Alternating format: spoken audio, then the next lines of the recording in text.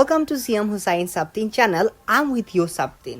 In today's entire video, I will share my experience at Chittagong University. I will try to show scenes from the Faculty of Law and some of the halls nearby. So, without any further ado, let's start today's video. আমরা সেদিন ভোরবেলা উঠেছিলাম, উঠে দেখি একদম ঝমঝমিয়ে বৃষ্টি পড়ছে, একদম মুষলধারায় বৃষ্টি উপভোগ করছিলাম কারণ রব হল থেকে বৃষ্টি দেখতে কিন্তু চমৎকার। বাই দ্য ওয়ে বলে রাখি, এই ভিডিওটা কিন্তু অনেক আগের, আই থিঙ্ক 2024 ও 2023-এর। তখন রাকিব মূলত অ্যাডমিশন টেস্ট দিতে যায়, সেই কারণে হচ্ছে আমাদের যাওয়া হয় চট্টগ্রাম বিশ্ববিদ্যালয়ে। আমরা দুই বন্ধু মিলে অনেক ভোরবেলা উঠে বিশ্ববিদ্যালয় এক্সপ্লোর করতে বের হয়ে গিয়েছিলাম।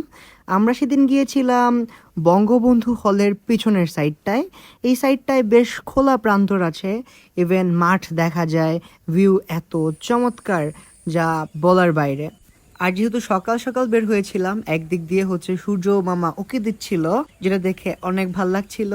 অন্যদিকে একদম ফ্রেশ এয়ার ফ্লো হচ্ছে, যদিও চিটাগংয়ের বাতাস এমনি তো ঢাকার তুলনায় অনেকটাই বিশুদ্ধ, আর চিটাগং ইউনিভার্সিটি তো একদম পাহাড়ের মধ্যে, সো একদম ফ্রেশ এয়ার, কোনো কথাই নাই। পাখির ডাক, ঠান্ডা বাতাস, সব কিছু মিলে একদম চমৎকার অভিজ্ঞতা। এরপর আমরা একটা রিক্সা নেই, রিক্সা ধরে আমরা এগোতে থাকি। আমরা এখন মূলত যাব হচ্ছে ল ফ্যাকাল্টিতে। আমাদের এখন উদ্দেশ্য আইন অনুষদ। আমাদেরকে রিক্সাওয়ালা মামা চারিদিকে দেখাচ্ছিল, আমাদের কিছু ইনফরমেশন দিচ্ছিল, আমাদের বেশ ভাল লাগছিল ওনার কথা অনুযায়ী যেতে, ওনাকে শুনতে। আর এই যে দেখেন পিছে এই মুহূর্তে যেই পরিত্যক্ত ভবনটা দেখতে পাচ্ছেন, এটা মূলত ওই চিটাগংয়ের বিখ্যাত hall room, if I am not wrong, যেখানে অনেকেই বলে হচ্ছে ভুতুরে। তো এই রোডটা দিয়ে সামনে গেলে আপনারা এই সিঁড়িটা পাবেন। সিঁড়ি দিয়ে ওঠার পর guys look at the view, just look, দেখবেন সুন্দর একটা ভিউ, একটা বিশাল মাঠ। Now we're at the famous Law Faculty of Chittagong University. This faculty is one of the beautiful faculty. Now we will slowly move towards F. Rahman Hall, complete today's lunch from here. Honestly speaking, my lunch experience at F. Rahman Hall was wonderful. We tried different dishes including fish, lentils, vegetables and many more.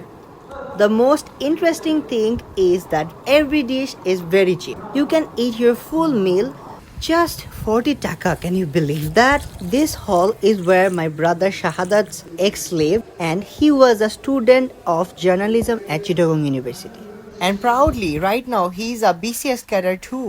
Do you know F. Rahman Hall of Chittagong University, also known as Jamai Hall? তো আমরা জামাই হল খ্যাত F Rahman হল থেকে আমাদের দুপুরের ভোজনটা সেরে নেই। ভোজ শেষ হওয়ার পরে আমরা খেলা দেখতে বসে যাই। মূলত এফ রহমান হলের সামনেই এরকম সুন্দর একটা মাঠ আছে, যেটার পাশে সুন্দর গাছপালা, এখানে আবার বসার জায়গা আছে। বসে আমরা দুই বন্ধু মিলে অনেক গল্প করছিলাম। বিশেষ করে আমি শাহাদাত ভাইয়ার ছাত্র জীবনের গল্প করছিলাম, কারণ ভাইয়া কিন্তু আমার সাথে অনেক গল্প করেছে। এফ রহমান হলের সামনেই একটা চায়ের দোকান ছিল। চাওলা মামাকে আমরা খোঁজার চেষ্টা করি, তবে ব্যর্থ হই, ওই দিন চায়ের দোকানটা বন্ধ ছিল। কিছুক্ষণ আড্ডা দিয়ে খেলা দেখে দেন আমরা আস্তে আস্তে বের হয়ে যাই এফ রহমান হল থেকে। এরপরে আমাদের গন্তব্য ছিল সমাজ বিজ্ঞান অনুষদ। সমাজ বিজ্ঞান অনুষদে আমরা বেশ খানিকক্ষণ সময় কাটিয়েছি, তবে কোনো প্রকার তেমন ক্লিপ নেওয়া হয়নি, আমি অত্যন্ত দুঃখিত। এরপর আমরা আমাদের হল মানে রব হলে ফিরে যাই, যে অনেকক্ষণ রেস্ট করে বিকেলে আমাদের দুইজন পালির বড় ভাইয়ের সাথে বের হয়ে যাই চট্টগ্রাম বিশ্ববিদ্যালয়ের কিছু পাহাড় এক্সপ্লোর করতে।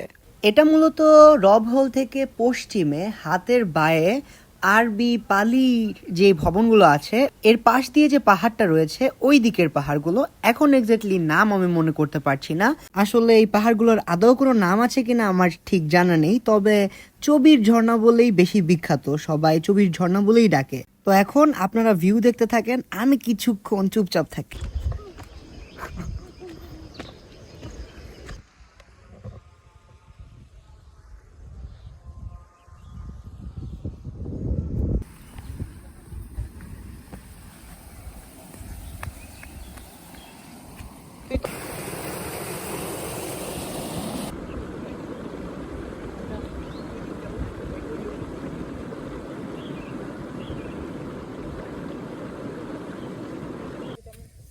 কিছু আছে ঝর্ণা তো ভালোই দেখছিলাম, মজা তো ভালোই হচ্ছিল।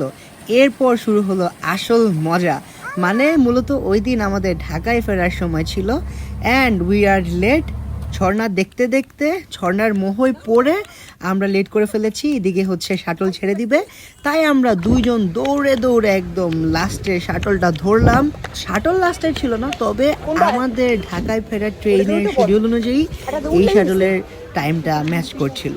আমরা শেষবারের মতন উপভোগ করে নিচ্ছিলাম। এরপর আমরা যাচ্ছিলাম দমপাড়ায়। দমপাড়ায় মূলত হচ্ছে আমরা বাসের টিকিট কাটবো। দামপাড়ায় আসার পর আমার মনে হচ্ছিল আমি উত্তরায় আছি, আর এর মধ্যে দিয়ে কিন্তু আমাদের ব্লগও শেষ। এই যে রাকিব বাসের টিকিট কাটছে, টাকা পয়সা গুনে একদম দিচ্ছে। তখন কিন্তু অনেক বেশি টাকা রেখেছিল আমাদের কাছ থেকে, কারণ একদম অ্যাডমিশনের টাইম চলছিল, বাসের টিকিট একদমই পাওয়া যাচ্ছিল না। স্টিল উই আর লাকি যে আমরা বাসের টিকিট পেয়েছি। তো আচ্ছা বার্থডে আমি দেখার মতন হচ্ছে বার্থডে উইশ যাবো রাকিবের থেকে, রাকিবকে উইশ করো happy birthday to you,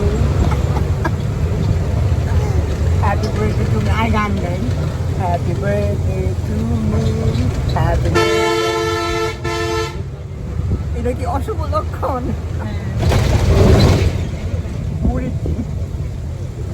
happy birthday বাহাতে। And that's all for today. Allah Hafiz.